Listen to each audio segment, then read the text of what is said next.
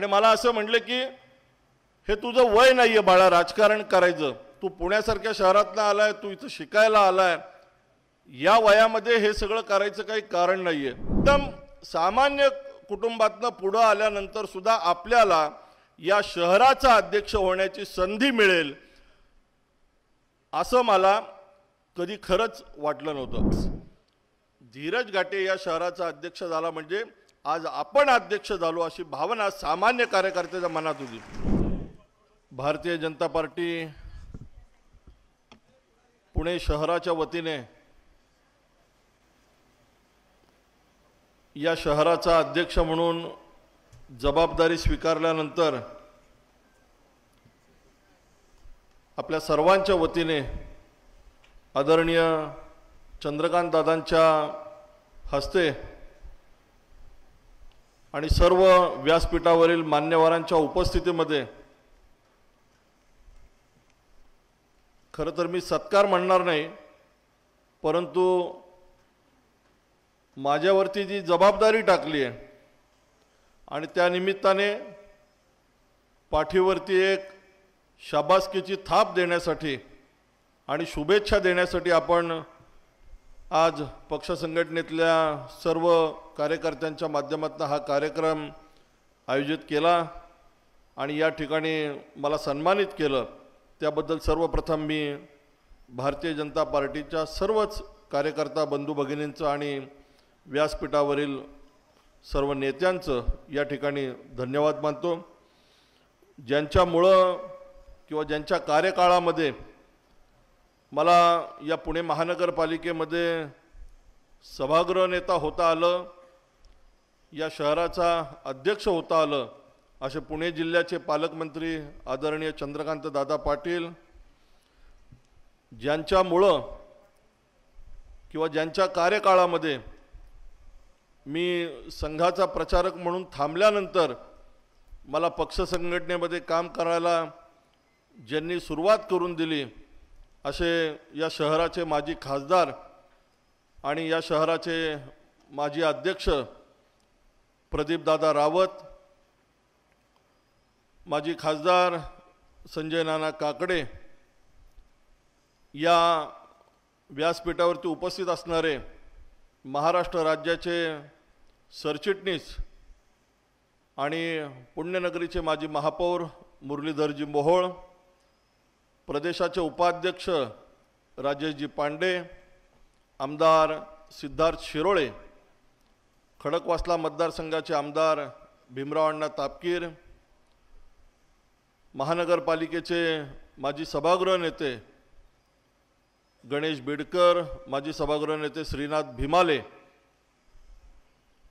संघटन मंत्री आणि महाराष्ट्रभर संघटनेच्या माध्यमातून प्रवास करून भारतीय जनता पार्टीचा विचार हा संघटनेच्या प्रमुख कार्यकर्त्यांपर्यंत आणि वेगवेगळ्या कार्यक्रमांचं योजनांचं कायम कार्यकर्त्यांपर्यंत पाठपुरावा करून पोहोचवणारे आणि आपल्या पुण्यातलेच आपले सर्वांचे सहकारी असणारे रवीजी अनासपुरे, महाराष्ट्राचे ओबीसी मोर्चाचे अध्यक्ष म्हणून ज्यांनी काम केलं, युवा मोर्चाचे पण अध्यक्ष होते असे माजी आमदार योगेश अण्णा टिळेकर, त्याचबरोबर या शहराचं माजी अध्यक्ष म्हणून ज्यांनी अत्यंत चांगल्या पद्धतीने संघटनेचा विस्तार केला आणि संघटना विस्तार करत असताना कार्यक्रमांची आंदोलनांची रेलचेल ही मागच्या 3 वर्षामध्ये सातत्याने ठेवली असे वयाने अध्यक्षपदांच्या कार्यकाळामध्ये जे सर्वात कमी वयात अध्यक्ष झाले असे माजी आमदार जगदीशजी मुळीक, शहराचे सर्व सरचिटणीस दत्ताभाऊ खाडे, दीपक पोटे, या पक्षाचे आपले प्रदेश प्रवक्ते संदीपजी खर्डेकर, त्याचबरोबर प्रदेश युवा मोर्चाचे सरचिटणीस सुशील मेंगडे, राजेश यनपुरे, व्यासपीठावरती उपस्थित असणारे गणेश घोष, अर्चनाताई पाटील, त्याचबरोबर दीपक नागपुरे, संदीप लोणकर आणि आपल्या पुणे शहराला आणि सातारा जिल्ह्याला प्रभारी म्हणून ज्यांची काही दिवसांपूर्वी नियुक्ती झाली आणि राज्यसभेचे माजी खासदार म्हणून ज्यांनी मागच्या कार्यकाळामध्ये काम केलं असे अमरजी साबळे, उपस्थित सर्वच मान्यवर पदाधिकारी आणि बंधू भगिनींनो, खरं तर भारतीय जनता पार्टीने मला या शहराचा अध्यक्ष म्हणून काम करण्याची संधी आपले आदरणीय नेते देवेंद्रजी फडणवीस, राज्याचे आपले अध्यक्ष चंद्रशेखरजी बावनकुळे आणि आपले पुणे जिल्ह्याचे पालकमंत्री चंद्रकांत दादा पाटील व सर्वच वरिष्ठ नेत्यांनी माझ्यावरती विश्वास ठेवून एवढ्या मोठ्या पुणेसारख्या शहराच्या अध्यक्षपदाची जबाबदारी माझ्यावरती सोपवली. मी सर्वप्रथम या पक्षातल्या सर्व वरिष्ठ नेत्यांचं आणि आपल्याला सर्वांना धन्यवाद देतो. खरं तर साधारण 30-32 वर्षापूर्वी या विचारांचं काम सुरू केलं. 90-92 पासून संघाच्या कामाला सुरुवात केली. बालपणापासून संघ स्वयंसेवक म्हणून कामाला सुरुवात केल्यानंतर 95 नंतर संघाचा प्रचारक म्हणून बाहेर पडलो आणि प्रचारक म्हणून मराठवाड्यामध्ये हिंगोली, सेनगाव, पाथरी, परभणी, बीड अशा सर्व मराठवाड्यातल्या वेगवेगळ्या भागात काम करून प्रचारक म्हणून थांबल्यानंतर 2001 साली पुणे शहरामध्ये सामाजिक कामाला सुरुवात केली. सुरुवातीच्या काळात गणेशोत्सव मंडळाचा कार्यकर्ता म्हणून माझ्या सामाजिक जीवनाच्या कामाला सुरुवात केली आणि मी मगाशी उल्लेख केला त्याप्रमाणे साधारण 2001 साली दादांच्या नेतृत्वाखाली, प्रदीपदादांच्या नेतृत्वाखाली त्यावेळेस भारतीय जनता पार्टीचं काम करायला मला सुरुवात करता आली.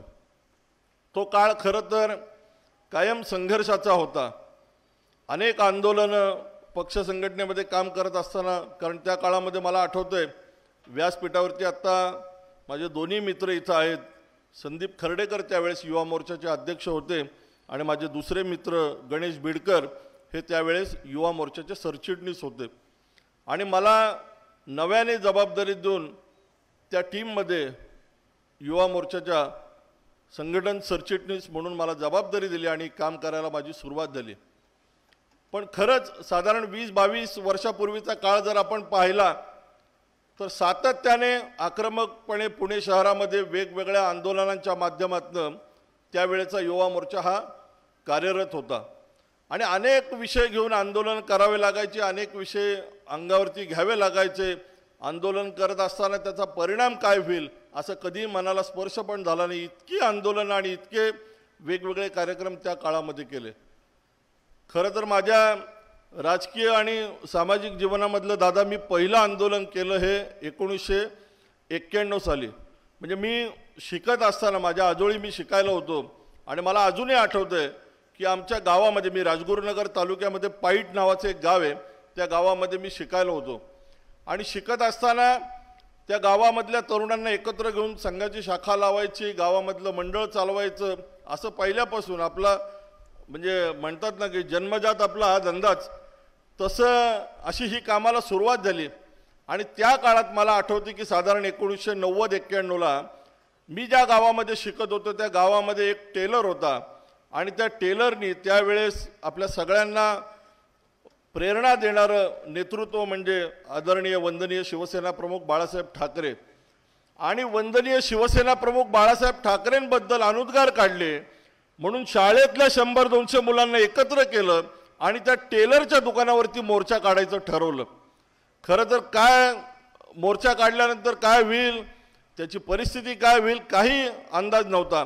शाळेतल्या मुख्याध्यापकांनी मला बोलून घेतलं आणि मला असं म्हटलं की हे तुझं वय नाही आहे बाळा राजकारण करायचं, तू पुण्यासारख्या शहरातनं आलाय, तू इथं शिकायला आलाय, या वयामध्ये हे सगळं करायचं काही कारण नाही आहे.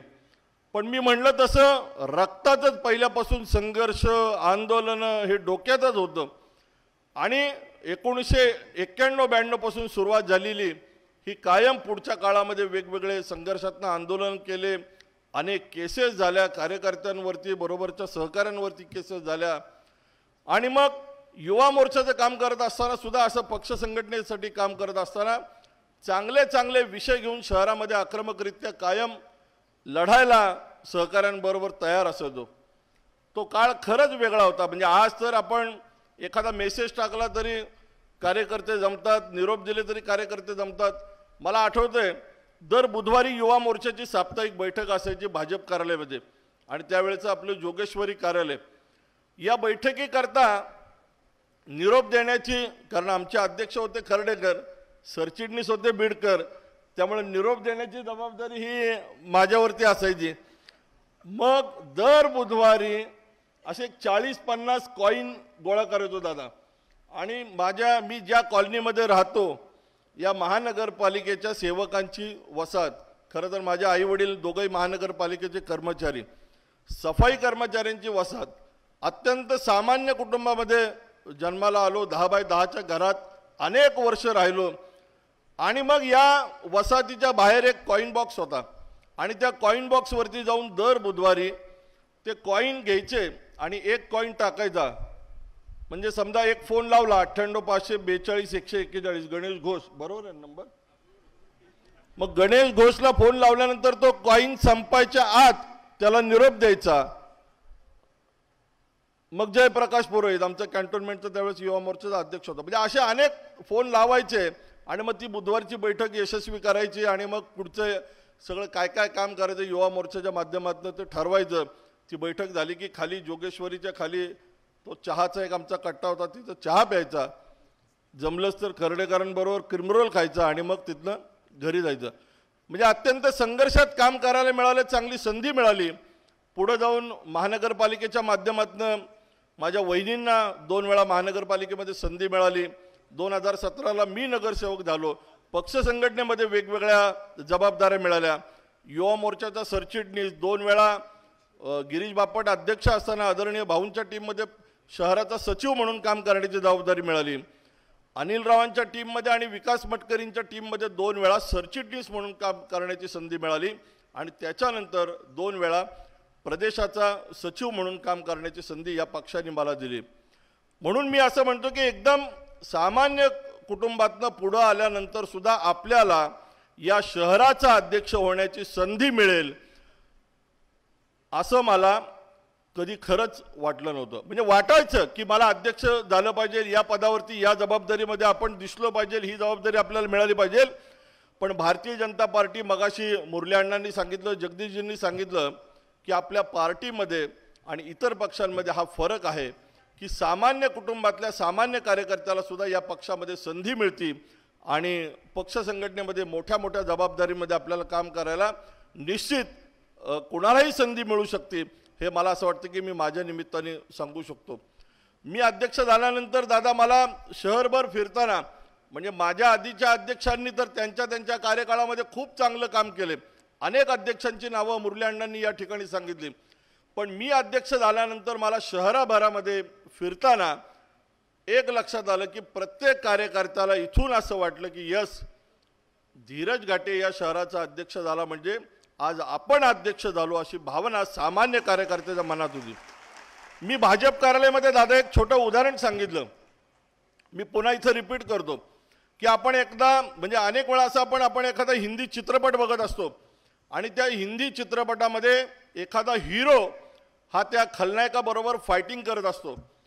आपण प्रसंग सगळ्यांनी डोळ्यासमोर आणा की फायटिंग करत असताना जो हिरो एखाद्या त्या खलनायकाला एखादा पंच मारतो, किक मारतो, फाईट मारतो, आणि प्रत्यक्ष तो चित्रपट पाहणाऱ्या आपल्यासारख्या एखाद्या माणसाला असं वाटतं यस, हा जसा हिरो त्याला फाईट मारतोय, तो जसा फायटिंग करतोय, तशी आपणच त्याच्या जागी फायटिंग करतोय, अशी भावना शहरातल्या सामान्य कार्यकर्त्यांची झाली की धीरज घाटे अध्यक्ष झालाय म्हणजे मी अध्यक्ष झालोय, मला ही संधी मिळाली। सामान्य कार्यकर्त्याला भारतीय जनता पार्टीने संधी दिली, एका गणेशोत्सवाच्या कार्यकर्त्याला भारतीय जनता पार्टीने संधी दिली, आणि या संधीच्या माध्यमातून नाना तुम्ही मला ज्या शुभेच्छा दिल्यात त्या तुम्हाला मागे घेण्याची मी वेळ येऊ देणार नाही, एवढं या निमित्ताने सांगतो।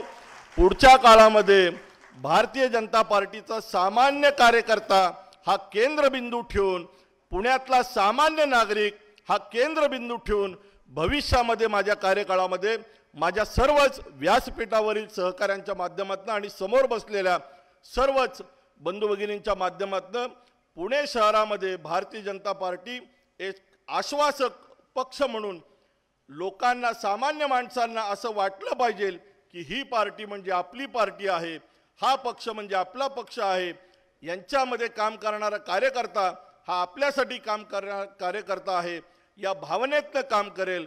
दादा, आपण सर्वच वरिष्ठांनी मला जी संधी दिली, या संधीच्या माध्यमातून पुढच्या मिशन 2024साठी मग महानगरपालिका असेल, विधानसभा असेल आणि लोकसभा असेल. परवा मला माझ्या एका पत्रकार मित्राचा फोन आला आणि ते मला असं म्हणले की तुम्ही अध्यक्ष झाल्यानंतर मोदीजी पुण्यामध्ये येतात, तुम्ही मोदीजींना, आपल्या पंतप्रधानांना काय देणार? आणि मी असं विचार न करता दादा त्याला असं उत्तर दिलं की मी मोदीजींना माझ्या सर्व सहकाऱ्यांच्या साथीने महानगरपालिका देणार, पुण्यातल्या 8 विधानसभा देणार आणि पुण्याची लोकसभा देणार. आपण सर्वजण माझ्या बरोबरीने पुढच्या काळामध्ये अत्यंत ताकदीने आणि आपल्या सर्वांना झोकून देऊन काम करावं लागेल. येणारं वर्ष हे निवडणुकांचं आहे आणि या निवडणुकीच्या माध्यमातून भारतीय जनता पार्टीचा विस्तार हा आपल्याला तळागाळापर्यंत करावा लागेल. सामान्य माणसापर्यंत आपल्याला पक्षाचा विचार न्यावा लागेल. तो आपण सर्वांनी न्यावा. पुढच्या काळामध्ये आपण सर्वांनी एकत्र येऊन चांगल्या पद्धतीने आपली संघटना, आपला पक्ष मजबूत करण्यासाठी पुणे शहरामध्ये हिंदुत्वाच्या माध्यमातून पुढच्या काळामध्ये आक्रमकरित्या काम करण्यासाठी आपण सगळ्यांनी मला सहकार्य करावं. आपण सर्वजण गेले 20-25 वर्ष एकत्र काम करतोय, असंच पुढे आपण काम करूयात. मला ही संधी दिली त्याबद्दल मी पुनश्च एकदा आपल्या पक्षाचं, सर्व वरिष्ठ नेत्यांचं आणि आपल्या सर्वांचे आशीर्वाद आणि शुभेच्छा या माझ्या पाठीशी राहिल्या त्याबद्दल आपल्या सर्वांचं धन्यवाद देतो. आणि आपण मला या ठिकाणी पक्षाच्या वतीने माझा गौरव केला, सन्मान केला, मला शुभेच्छा दिल्या त्याबद्दल संयोजकांचंही, पुणे शहर भारतीय जनता पार्टीचं या ठिकाणी आभार मानतो आणि थांबतो. धन्यवाद. जय हिंद, जय महाराष्ट्र.